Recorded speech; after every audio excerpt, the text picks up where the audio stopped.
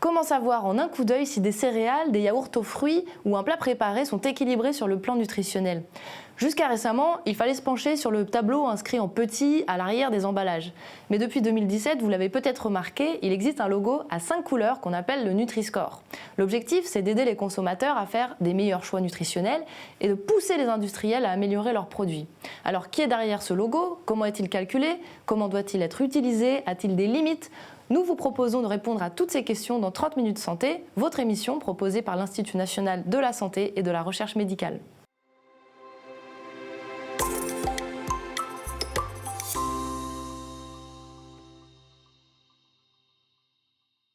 Mathilde Touvier, bonjour. Bonjour. Merci d'être là avec nous aujourd'hui. Vous êtes directrice de l'équipe de recherche en épidémiologie nutritionnelle à l'INSERM. Lisa Follet, bonjour. Bonjour. Vous êtes responsable scientifique et alimentation à l'Association nationale de consommateurs et d'usagers, la CLCV. Merci à toutes les deux d'avoir accepté notre invitation. Je vais commencer cette émission par une question qui est à la fois simple et complexe. Est-ce que vous pouvez nous résumer, nous expliquer simplement, Mathilde, ce qu'est le Nutri-Score ? Oui, l'idée du Nutri-Score, c'est de traduire avec un logo simple, 5 lettres, 5 couleurs, en face avant des emballages, une information qu'on peut trouver, certes, sur l'emballage, la teneur en fibres, en gras, en sucre, etc., mais que personne ne va regarder dans des tableaux compliqués. Donc là, en un coup d'œil, on a toute la qualité nutritionnelle globale de l'aliment. Et alors, de quand il date ce score, ce Nutri-Score ? Alors, ça fait plusieurs années maintenant qu'on y a travaillé, mais il a été entré dans la loi de santé publique en 2017, et donc il a commencé peu à peu à apparaître sur les emballages en France à partir de cette année-là. Et puis maintenant, il y a 6 autres pays en Europe qui ont commencé à se saisir du Nutri-Score. Donc ça fait à peu près 6 ans qu'on le voit sur certains des produits, quoi. Et donc vous êtes impliqué, on en reparlera plus tard, mais vous êtes impliqué dans sa création. Est-ce que vous pouvez nous rappeler, nous expliquer comment est venue cette idée-là, d'où ça vient ?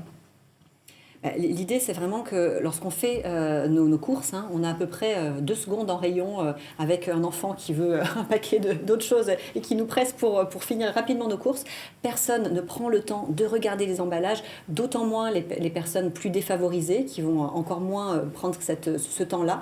Donc, c'était vraiment une information simple, en face avant, en un coup d'œil, dans un rayon, on voit les produits qui sont de meilleure qualité nutritionnelle et puis ceux de moins bonne qualité nutritionnelle. Donc, c'est vraiment de résumer cette information. Et je me tourne vers toutes les deux. Quels sont les objectifs en dehors d'essayer de pousser les consommateurs à acheter des produits un petit peu meilleurs pour la santé ? Est-ce qu'il y a d'autres objectifs en vue en termes de santé publique ou... Bien sûr.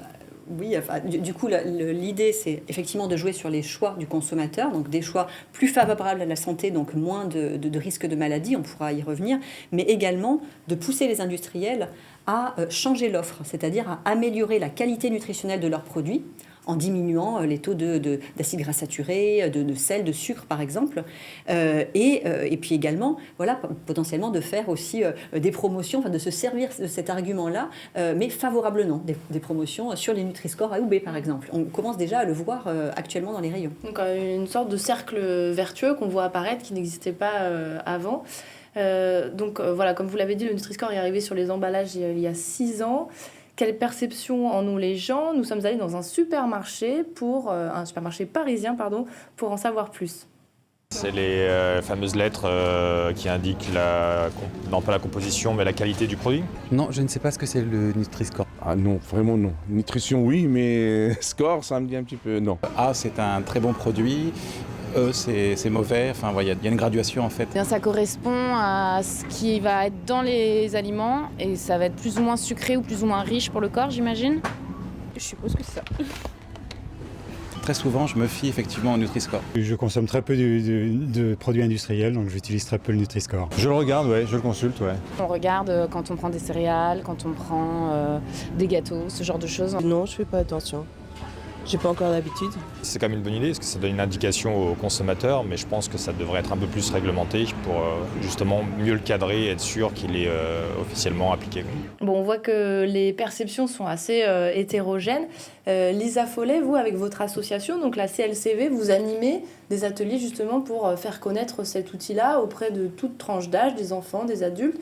Comment les personnes réagissent en fait quand vous en parlez? Est-ce que vous avez l'impression qu'elles connaissent ou pas trop Alors ça, comme vous l'avez dit, on intervient aussi bien auprès des enfants dans les écoles qu'auprès d'adultes dans le cadre d'événements sur les marchés ou d'événements autour de l'alimentation.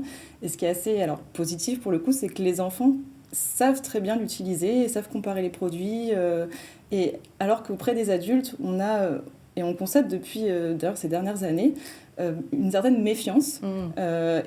Et malheureusement, on constate que les adultes reprennent souvent les arguments mis en avant aussi par les industriels qui sont contre le Nutri-Score. Et donc qui sont des informations plutôt fausses. Et nous, en tant qu'association de consommateurs, justement, on les sensibilise et on répond à leurs questions. Notamment le fait que c'est un logo qui est fiable, qui a des fondements scientifiques. Et dont l'efficacité a été prouvée par de nombreuses études. Et on reviendra dessus juste après. Et oui, et pour le commun des mortels, le calcul qui se cache derrière le Nutri-Score peut sembler un petit peu mystérieux. Et du coup, on a amené avec nous un paquet de céréales. Et Mathilde, j'avais envie de vous demander de nous expliquer en fait quel est le calcul qui se cache, quelles sont les coulisses du Nutri-Score en quelque sorte, à partir de ce tableau nutritionnel écrit en petit et un petit peu ingrat à comprendre. Est-ce que je vous transmets la boîte pour que vous puissiez nous expliquer justement comment est fait ce calcul? Oui, alors l'intérêt justement du Nutri-Score, c'est que ce n'est pas du tout occulte. C'est vraiment une traduction des informations qui doivent de toute façon figurer sur l'emballage. Tout emballage en Europe, d'après le règlement INCO, doit avoir l'énergie pour 100 grammes, les acides gras saturés, les sucres et le sel, donc qui sont des éléments qu'on cherche plutôt à limiter d'après les recommandations du Programme national nutrition santé. Et à l'inverse, on a des informations comme par exemple la teneur en fibres des aliments, la teneur en protéines, et puis plus généralement avec la liste d'ingrédients, on peut savoir à peu près la part de fruits et légumes dans le produit. Et ça, ce sont des choses qu'on cherche plutôt à favoriser. Et donc le calcul du Nutri-Score, c'est un algorithme qui a été validé scientifiquement. On a des dizaines de publications maintenant qui ont montré, qui ont permis d'affiner cet algorithme. C'est un algorithme qu'on trouve aussi de manière très transparente sur Internet et qui va pondérer, va donner un poids dans un sens pour les nutriments, les éléments qu'on souhaite limiter, et puis dans l'autre sens pour ceux qu'on souhaite favoriser. Et donc par exemple là, à partir de cette boîte de céréales, on voit à peu près la quantité de sucre, de gras, il y a une pondération qui est faite, c'est ça ? Oui, là par exemple, là on voit très clairement, on prend pour 100 grammes de produits, c'est important pour 100 grammes puisqu'on est sur une portion standard, ça va permettre de pouvoir comparer des céréales de différentes marques pour la même quantité. Et on va regarder ici, on est à 392 kilocalories pour 100 grammes, on va prendre les acides gras saturés, 0,3 grammes, etc. Et donc tous ces éléments-là, on les rentre dans le calcul de l'algorithme, le tableur est disponible sur le site de Santé publique France et ça nous donne automatiquement la lettre du Nutri-Score. Voilà, donc vous pouvez chez vous aller sur ce site internet de Santé publique France, trouver le tableau, on vous mettra le lien en description de la vidéo et en rentrant vous-même les différentes quantités de nutriments, vous obtenez votre score. Voilà, si un produit n'a pas déjà son score affiché sur l'emballage, vous pouvez le trouver par vous-même. Alors maintenant qu'on connaît l'envers du décor, on va quand même parler de la confiance dans ce logo, parce que même si vous l'avez évoqué chacune, le Nutri-Score a été élaboré de façon rigoureuse et scientifique, et on reviendra dessus, mais comme en témoignent les nombreuses vidéos sur YouTube, quand on tape Nutri-Score dans la barre de recherche, il y a énormément de vidéos qui le dénigrent. Et donc, voilà, la question que je vous pose, Mathilde Touvier, c'est à quel point ce logo, on peut lui faire confiance, à quel point il est indépendant des industriels ? Alors ce logo est non seulement indépendant des industriels, mais on a dû vraiment batailler pendant de nombreuses années. Quand je dis on, c'est vraiment les professionnels de la santé publique, les associations de consommateurs, pour justement montrer combien il pouvait être utile ce logo pour la santé publique. Et donc là, c'est au niveau de la recherche au départ. Donc on a des études par exemple qui ont montré que lorsque les personnes consomment des aliments mieux notés au Nutri-Score, elles avaient moins de risques de cancer, de maladies cardiovasculaires, de diabète, d'obésité, et ce dans des études françaises comme Nutrinet Santé par exemple, ou la cohorte européenne EPIC sur 500 000 personnes, donc des études très sérieuses et de longue ampleur, de grande ampleur. Et puis on a aussi des études qui ont permis de montrer combien lorsque l'on mettait le Nutri-Score sur des emballages ou sur des sites de courses en ligne, eh bien ça a amélioré la qualité des paniers d'achat, la qualité nutritionnelle, et ce, y compris dans des populations plus défavorisées ou chez des étudiants, chez des patients. Donc toutes ces études-là, on est est à peu près plus de 110 études maintenant qui ont démontré l'efficacité du Nutri-Score. Et c'est ce qui a permis qu'il rentre dans la loi de santé publique et qu'il soit accepté. Mais au départ, il n'y avait aucun industriel qui voulait nous suivre sur ce terrain-là. Ils ont été quelques-uns courageux au départ. Maintenant, il y a plus de 900 marques en France qui ont adopté le Nutri-Score, mais c'est certainement pas eux qui ont été moteurs pour le mettre au départ. Donc voilà, ça a été développé de façon indépendante par des labos de recherche publics en France, hein, c'est ça? C'est un logo... C'est notre équipe de recherche, donc l'équipe de recherche en épidémiologie nutritionnelle qui a initié ce logo-là, hein, notamment le professeur Serge Herzberg qui l'a proposé initialement à la ministre de la Santé, Marisol Touraine, à l'époque, et notre équipe qui avons conduit initialement tous les travaux, mais maintenant quand je dis qu'il y en a 110, c'est plus uniquement notre équipe, des différentes équipes dans le monde complètement indépendantes ont aussi confirmé ces résultats et montré vraiment l'intérêt de santé publique du Nutri-Score. Alors on est retourné dans le même supermarché parisien pour demander aux gens s'ils savaient qui est derrière ce logo, et on va voir que c'est pas toujours acquis. J'ai pas vraiment confiance, mais je prends quand même parce que je sais que c'est quand même mieux. Il y a peut-être un manque de confiance, effectivement, une notion de marketing certainement sur le Nutri-Score. Je ne saurais pas dire comment c'est calculé exactement. J'ai confiance, c'est un bon indicateur, je dirais. On m'a déjà dit, c'est vrai que c'était un peu pour pousser ou non les gens à acheter certains produits. Je ne sais pas ce qu'il y a derrière ce logo. Je dirais plutôt une législation, mais en fait, j'en sais trop rien. Je sais juste que c'est un indicateur public. Enfin, je veux dire, à la différence de certains indicateurs qui sont privés, qui sont développés par des marques, donc à visée commerciale, je sais que celui-là est a priori ce qui se fait de plus neutre et scientifique, entre guillemets. Bon, alors on voit que certains doutent face à ce logo. Je m'adresse à toutes les deux. Est-ce que vous vous expliquez cette méfiance, alors que bon, c'est un pur produit de la recherche publique indépendante française? Comment on peut la comprendre, cette méfiance? Je pense qu'on va se compléter, mais vous imaginez qu'un certain nombre d'industriels dont le portefeuille de produits est plutôt dans les couleurs chaudes, hein, donc les lettres D et E, toujours les mêmes, hein, donc des sodas, des pâtes à tartiner, etc., on ne citera pas de marque, mais on les reconnaît, sont extrêmement peu favorables à la position du Nutri-Score. Donc pour l'instant, les États membres comme la France ou les autres États, les 6 autres pays qui ont adopté le Nutri-Score, on n'a pas le droit de le rendre obligatoire sur les emballages. Donc certains industriels jouent le jeu, et puis d'autres n'ont pas du tout envie de cela. Et du coup, ils font passer un certain nombre d'informations par les réseaux sociaux, par différents canaux qui vont essayer de torpiller, d'instiller un certain doute, hein, dans l'esprit des gens sur la fiabilité, sur qui est derrière ça, etc. Donc il faut vraiment se méfier justement voilà, cet outil-là, il est pour la santé publique. Les personnes qui émettent des avis contre ont peut-être des intérêts économiques. C'est certainement pas la santé publique la principale motivation de communication. Oui, Lisa Follet voulait réagir. Oui, pour compléter ce que disait Mathilde, du coup, le fait que ce soit un logo qui a posé de façon volontaire par certaines marques et que certains gros industriels sont toujours réticents, résultat, en fait, en rayon, il y a encore quasiment un produit sur 2 qui n'affiche pas le Nutri-Score, ce qui rend du coup très compliqué la comparaison de produits au sein d'un même rayon et qui est tout l'intérêt, en fait, du logo pour les consommateurs, pour éclairer leur choix. Alors, parmi les critiques récurrentes concernant le Nutri-Score, hein, quand on en parle autour de soi, c'est qu'il ne tient pas compte des additifs alimentaires. Mathilde Touvier, je me tourne vers vous parce que c'est un peu votre spécialité en tant que chercheuse. Qu'est-ce que vous dites de cette critique? Est-ce que vous la trouvez justifiée? Oui, alors il ne faut pas le prendre comme une critique. Le Nutri-Score, en fait, c'est un outil qui, lorsqu'on l'a inventé, s'est basé sur les composés, donc quand on dit le sucre, les acides gras saturés, les fibres, etc., pour lesquels les niveaux de preuve en matière d'impact sur la santé sont les plus forts. On sait aujourd'hui que trop de sel, c'est pas bon pour l'hypertension, les maladies cardiovasculaires, etc., pas assez de fibres, cancer colorectal, etc. Tout ça, c'est des choses qui sont très prouvées. On ne dit pas qu'il n'y a rien à voir et circuler sur les additifs. On est vraiment en train, justement, notamment avec la grande étude Nutrinet Santé sur plus de 100 000 adultes, de mesurer les expositions aux additifs, de regarder les liens avec les risques de cancer, de maladies cardiovasculaires, etc. Mais ce sont des études qui commencent maintenant à sortir, avec quelques études au niveau expérimental également, mais les niveaux de preuve ne sont pas encore au même niveau. Ce qu'il faut voir avec le Nutri-Score, c'est que le principe, il faudrait qu'il soit apposé sur l'ensemble des emballages de manière obligatoire, et c'est là-dessus que ça se joue au niveau européen à l'heure actuelle. Et une fois qu'il sera là, eh bien, il y a un comité scientifique international qui va intégrer les nouvelles connaissances, les nouveaux apports de la science sur les additifs, sur les aliments ultra-transformés, et qui va pouvoir, au fur et à mesure, améliorer le logo pour donner une information plus complète qui va suivre l'évolution des connaissances scientifiques.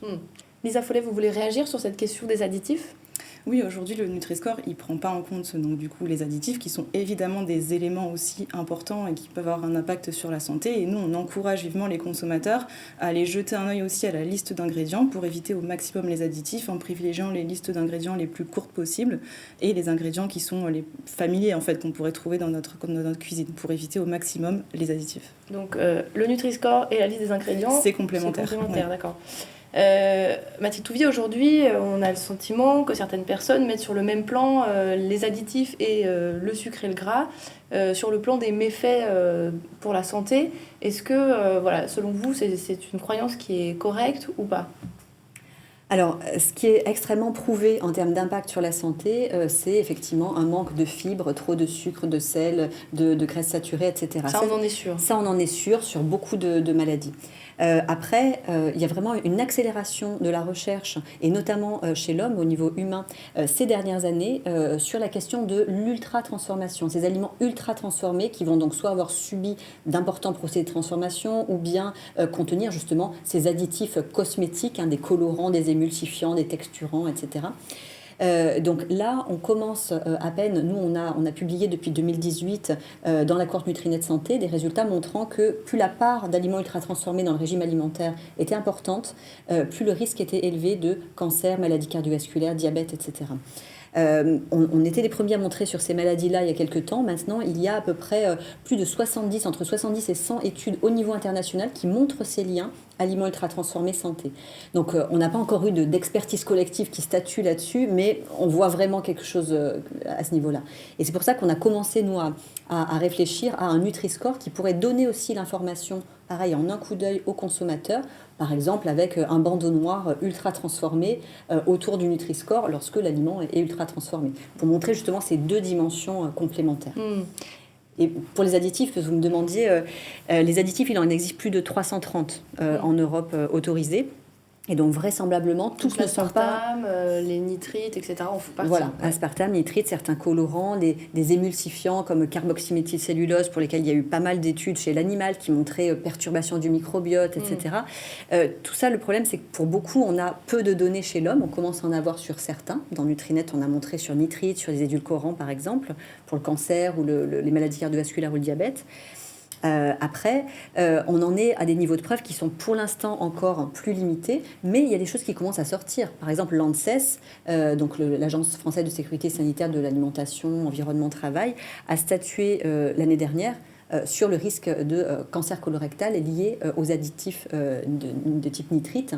Il y avait un additif, par exemple le dioxyde de titane, qui était autorisé pendant des années parce qu'il avait passé certains tests de sécurité, et on s'est aperçu en fait après qu'il était dangereux pour le cancer colorectal, pour l'inflammation, pour le microbiote, et il a été retiré. Donc sur les additifs, on avance. Et il y aura peut-être des choses qui vont sortir là dans les prochaines années grâce à cette recherche, mais pour l'instant on ne peut pas dire que tous les additifs sont dangereux, ce qui n'est certainement pas le cas. Et ce qu'on peut dire par contre, oui, c'est que le sucre, le trop de gras, etc., trop de sel, ça c'est pas bon, ça on le sait. Donc bon, même si pour le moment il ne prend pas en compte les additifs, il a quand même le mérite d'exister, ce Nutri-Score. Alors voilà, maintenant on est à 6 ans après son arrivée dans les supermarchés. Quels sont concrètement les résultats obtenus ? Voilà, vous avez un petit peu évoqué quelques résultats. Vous avez mentionné que 900 industriels l'ont adopté, ce qui est quand même pas mal. Mais est-ce qu'on peut dire, oui, ça a effectivement une incidence sur l'épidémie d'obésité ou que sais-je ? Alors, on ne peut pas le mesurer encore comme ça. Ce qu'on peut voir déjà comme effet positif, ce sont des modifications du marché. Et ça, c'est très important parce que, par exemple, on observe une augmentation d'environ plus 4% en un an des produits notés A ou B. Et une régression des produits notés E, environ 2,5% en moins en France. On a des chiffres qui sont à peu près similaires en Espagne. Et ça, c'est déjà très important parce que c'est très bien de jouer sur les consommateurs, de les informer, ça c'est vraiment fondamental. Mais c'est aussi tout autant fondamental qu'ils évoluent dans un milieu, avec une offre alimentaire qui fait que faire les bons choix, c'est facile, quoi. Ouais. Ça devient l'évidence. Ouais. Et nous, on l'a constaté aussi à travers nos enquêtes qu'on fait régulièrement sur la composition des produits. Depuis quelques années, on a des industriels qui clairement, ont modifié leurs recettes. Donc, par exemple, ils ont réduit la quantité de gras ou de sucre dans des biscuits et qui sont passés d'un Nutri-Score E à un Nutri-Score D. Donc, voilà, on a vraiment constaté des exemples, en fait, d'amélioration de composition nutritionnelle. Et pourtant, le Nutri-Score n'est pas encore rendu obligatoire. Nous sommes allés à la rencontre de Foodwatch, qui est une ONG qui se bat notamment pour que ça le devienne.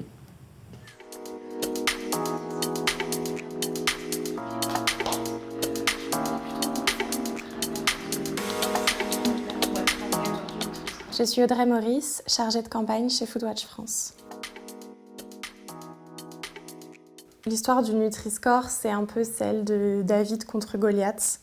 On a un petit logo coloré qui est validé scientifiquement sur des bases indépendantes et qui est combattu depuis sa création par une armada de lobbies dotés de moyens colossaux qui vont mettre au point des stratagèmes de désinformation et d'alternatives au Nutri-Score pour le décrédibiliser. Dès 2017, ce qu'on appelle les Big Six, donc 6 monstres de l'industrie agroalimentaire, ont imaginé une alternative à ce Nutri-Score. Et ces modèles d'étiquetage nutritionnel, ils vont complètement à l'encontre des préconisations scientifiques. Ils vont proposer des systèmes sans code couleur, alors même que le code couleur est reconnu comme aidant les consommatrices et les consommateurs à faire des choix plus sains. Ou encore, ils vont tout simplement proposer que ces étiquetages soient volontaires. Qui dit volontaire dit facultatif. Si les lobbies crient aussi fort, c'est parce qu'ils se sentent menacés. Ce qui prouve aussi que le Nutri-Score a fait son chemin, qu'aujourd'hui c'est un outil qui est connu et plébiscité et que plus la fronde des lobbies gronde et augmente, plus ça signifie qu'en face, le poids du Nutri-Score est important. C'est aussi pour ça qu'il faut continuer de le soutenir. Et aujourd'hui, la société civile pousse justement à l'adoption d'un Nutri-Score obligatoire au niveau européen. Il y a même une pétition qui va dans ce sens-là, qui a plusieurs dizaines de milliers de signatures. Lisa Follet, vous qui suivez le sujet de près au sein de votre association, est-ce que vous savez où on en est au niveau européen ? Alors, la Commission européenne a annoncé donc déjà depuis 2020 qu'il allait avoir en fait un logo nutritionnel obligatoire et unique dans tous les pays européens. Sans se prononcer sur lequel logo du coup. Donc la France, par exemple, on soutient le Nutri-Score à côté d'autres pays comme l'Espagne ou les Pays-Bas. Il y a aussi d'autres pays comme l'Italie qui poussent pour leur propre logo, alors que le Nutri-Score a été celui qui a été prouvé comme étant le plus efficace pour orienter le choix des consommateurs. Et donc, normalement, on devait avoir un logo imposé en 2023. Donc aujourd'hui, malheureusement, c'est pas le cas et on est toujours dans l'attente de la décision de l'Europe.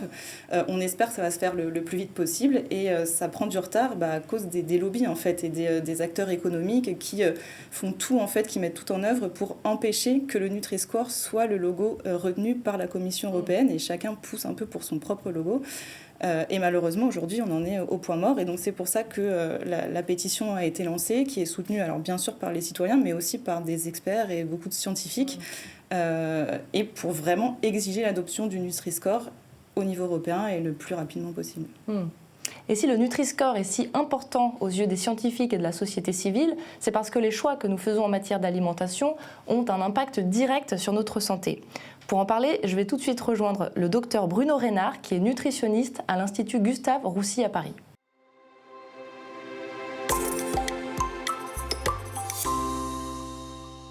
Bonjour docteur Reynard. Bonjour. Merci d'avoir accepté notre invitation. Quel est aujourd'hui l'impact de la malbouffe sur la santé de la population, concrètement ? Alors on sait clairement que cette malbouffe, ces déséquilibres alimentaires, qui sont souvent associés au manque d'activité physique ou à l'excès de sédentarité, peuvent favoriser, non pas à eux seuls, mais un élément supplémentaire de risque, certaines maladies, les maladies cardiovasculaires, l'obésité, le diabète et certains cancers. Alors autant on comprend assez facilement le lien entre une alimentation trop riche et le développement de l'obésité par exemple, mais pour le diabète ou l'hypertension c'est moins intuitif. Alors est-ce que vous pouvez nous expliquer simplement, sans rentrer dans les détails, quel est le lien entre alimentation, diabète, hypertension ? Alors il y a des liens qui sont indirects, je dirais, qui passent justement par le fait que une personne qui va être en surpoids ou obèse va plus facilement développer un diabète ou une hypertension artérielle. D'autre part, le fait d'avoir un déséquilibre alimentaire intervient sur l'équilibre du microbiote intestinal, qui va aussi potentiellement avoir un effet favorisant de ces maladies qui sont, pour certains points, liées à l'inflammation, donc avec le risque d'hypertension et de diabète. Mais on sait aussi que directement, l'excès de consommation de sucre rapide en particulier, le fait de consommer en excès des acides gras saturés et le fait de consommer en excès du sel sont des facteurs favorisants du diabète d'un côté et de l'hypertension artérielle. Quel est aujourd'hui l'impact de la malbouffe sur la santé de la population ? Alors effectivement, ce qui est constaté actuellement, et le rapport de professeur Martine Laville qui a été remis au ministre de la Santé très récemment le montre, il y a une augmentation très progressive du risque d'obésité en France, en particulier dans les populations les plus jeunes.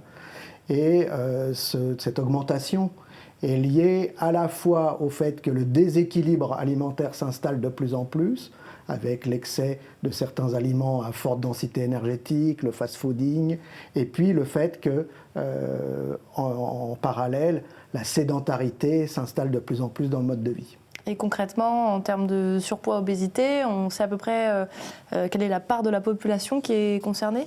Alors, on sait qu'il y a à peu près 17% de la population française qui est obèse, et c'est en train d'augmenter petit peu par petit peu. On est très loin encore des chiffres des États-Unis ou de l'Angleterre, mais on a très peur que si le constat qu'on fait actuellement chez les populations les plus jeunes perdure, on soit à des chiffres plus proches de 20% dans les 5 ou 10 ans à venir. Et le surpoids, on est plutôt autour d'une personne sur Une personne deux. sur 3, voire plutôt entre 35 et 45% qui sont en surpoids, avec évidemment des variations en fonction des âges.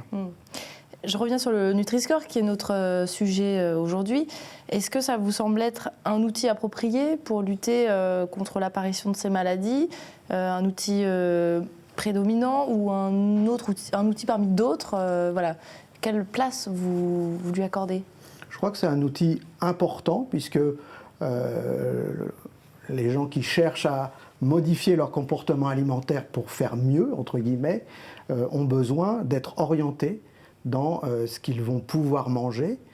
D'abord en essayant de constater s'ils font des excès dans certains groupes alimentaires, et puis justement en ayant ces informations très précises.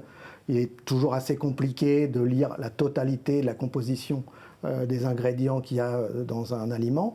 Donc ces Nutri-Score sont très importants pour pouvoir dire tout de suite, très rapidement, ce produit me convient ou ne me convient pas. Vous êtes nutritionniste à l'Institut Gustave Roussy, donc qui est très connu pour sa prise en charge du cancer, des cancers. Est-ce que vous pouvez nous en dire plus sur le lien entre alimentation et cancer ? Qu'est-ce qu'on sait aujourd'hui ? Alors, on sait qu'environ 40% des cancers seraient évitables. Pour le dire autrement, on pense qu'il y a 40% des situations de diagnostic de cancer pour lequel on retrouve dans les 5 à 10 ans qui précèdent le diagnostic un élément modifiable des comportements de vie. La moitié, c'est le tabac, et l'autre moitié, en gros, c'est l'alimentation et le surpoids et l'obésité. L'alcool aussi ? Alors l'alcool, on l'intègre dans les paramètres nutritionnels, même si effectivement il est très discutable que ça puisse être un aliment à proprement parler. Et justement, on parlait tout à l'heure du cancer colorectal et des nitrites. Ça, c'est un lien sur lequel vous vous êtes penché personnellement ?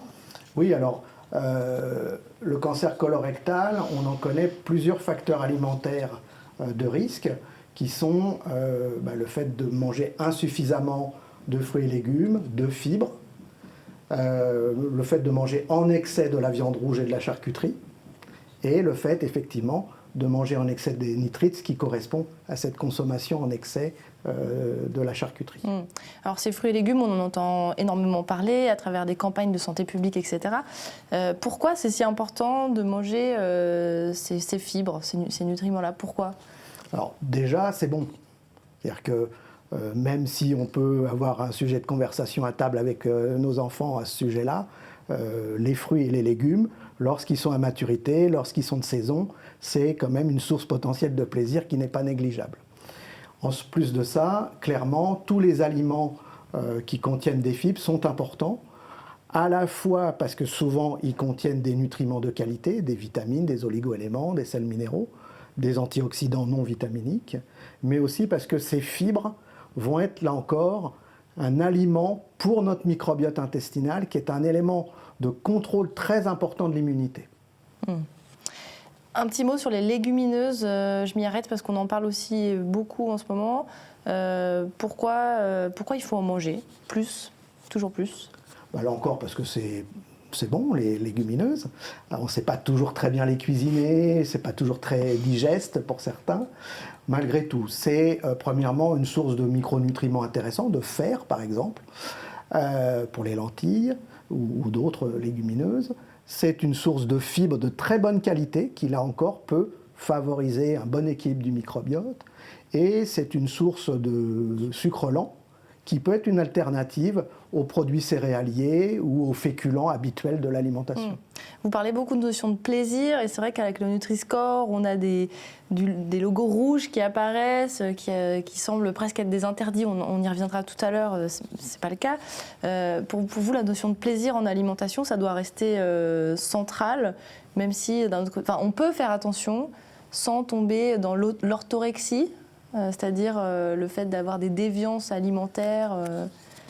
Oui, tout à fait. Je pense que justement le Nutri-Score a cet intérêt-là, c'est de pouvoir orienter les choix alimentaires sans créer de peur, de crainte supplémentaire sur ce qu'on va manger. C'est-à-dire on a une espèce d'assurance de qualité, mais on va toujours essayer de se faire plaisir en mangeant. Et en ayant cette orientation-là, on va dire, voilà, celui-là, on va le manger en grosse quantité, celui-là en moyenne quantité, et celui-là en plus petite quantité ou moins fréquemment.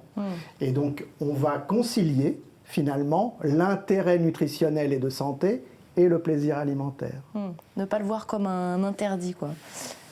Mais non, l'alimentation, ça reste une situation où on peut se faire plaisir et surtout de liberté. On doit être libre de pouvoir manger ce qu'on veut, à condition d'avoir les bonnes connaissances, les bonnes informations sur ce qu'on peut manger ou moins manger. Et le Nutri-Score aide à ça. Merci beaucoup, Dr Reynard, d'avoir répondu à nos questions aujourd'hui. Et je retourne tout de suite en plateau pour la dernière partie de notre émission.